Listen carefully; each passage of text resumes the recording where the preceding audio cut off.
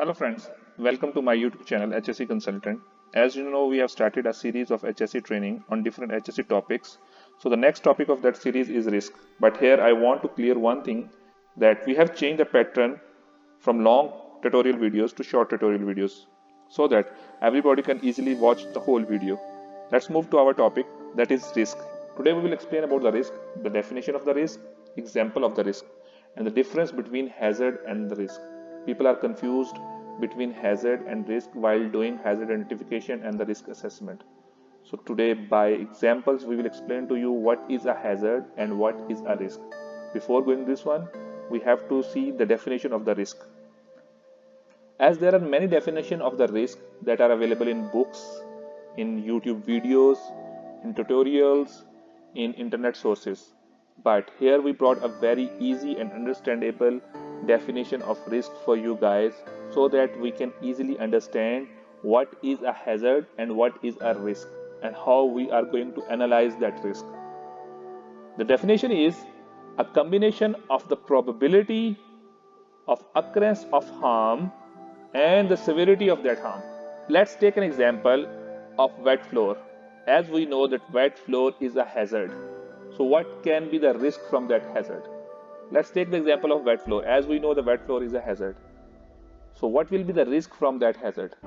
The risk will be the combination of the probability of a person to walk over that wet floor and fall down and the severity of the injury that he will get.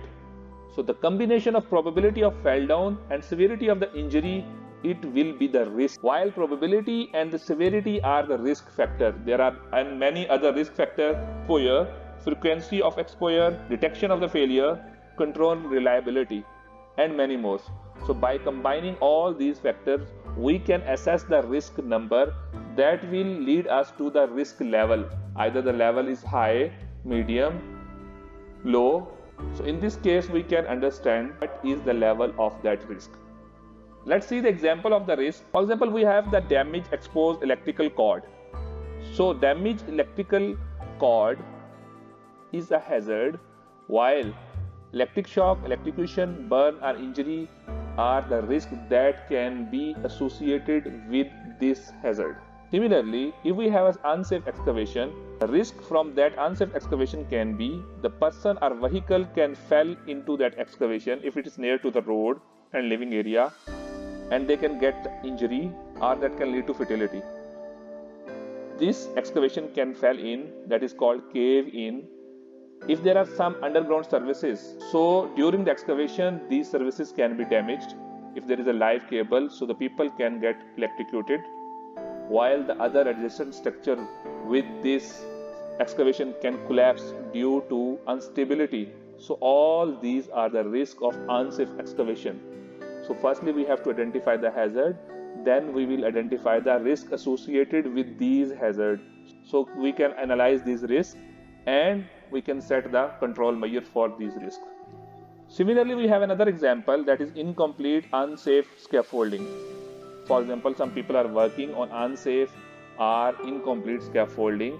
So what can be the risk from this scaffolding? The people can fall from that, the material can also fall from that scaffolding and it can hit nearby structure or the people that are passing under through this scaffolding. The scaffolding is built on uneven surface and it is not properly attached with the structure or according to the standards of the scaffolding, so it can collapse.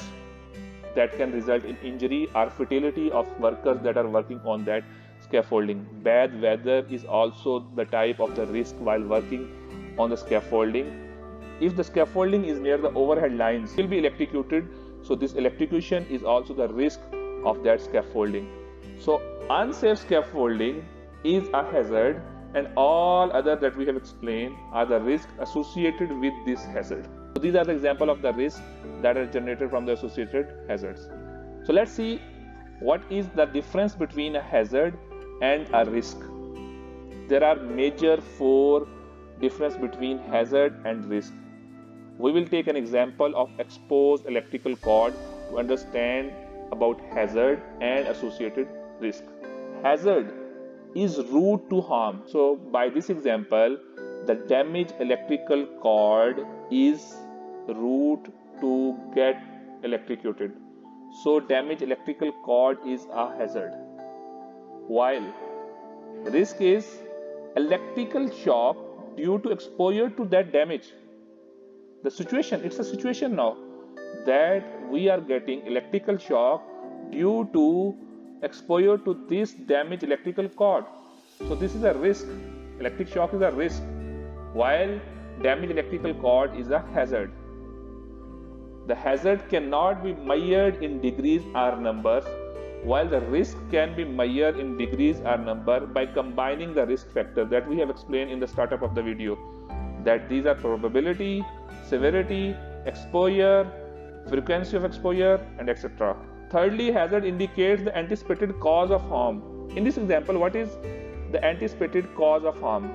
The anticipated cause of harm is exposed damaged electrical cord, while on the other hand, the risk indicates the anticipation of that harm. The anticipation of that harm will be that exposure to this damaged electrical cord will lead us to electric shock. So electric shock will be the risk, while the hazard is a physical thing that can be touched, like electrical cord is a physical thing, while the risk is chance that exposure of somebody to that cord can result in electrocution or electrical shock. So these are the difference between a hazard and the risk. I hope this video added some value in your knowledge.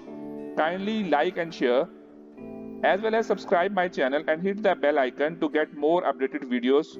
We will be together again with a new topic, that is risk assessment. Thank you so much.